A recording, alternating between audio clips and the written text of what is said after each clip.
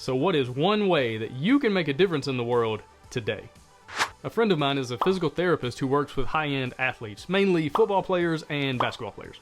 And it's kind of funny to watch sometimes because she's this tiny little person and she'll be yelling at these massive dudes and she'll be like, "One more rep, you can do it, I believe in you, your team needs you," as she's trying to help these guys get back on the field or the court. And a while back she was telling me about this treatment program she had created for this 300-pound defensive tackle who had just had knee surgery. He had gotten rolled up on during a game and blew out a bunch of ligaments, and now he was trying to recover and eventually, hopefully, get back on the field.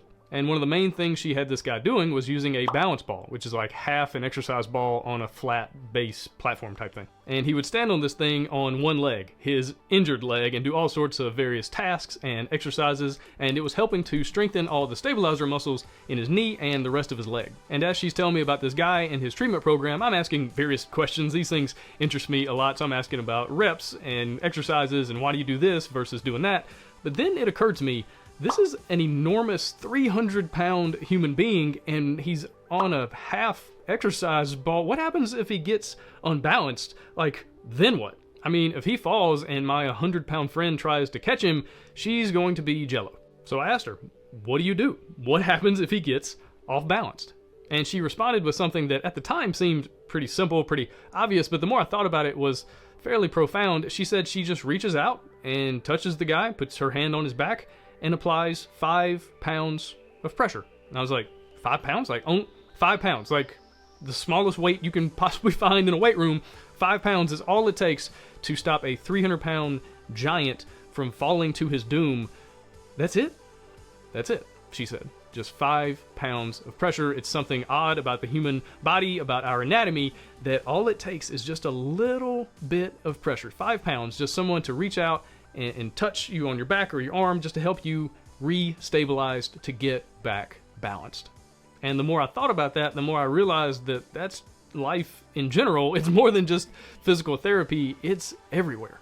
But if we're being honest, a lot of times we just don't see the opportunities, we don't even notice them. I mean, I've heard it said that everyone wants to change the world, but no one wants to wash dishes.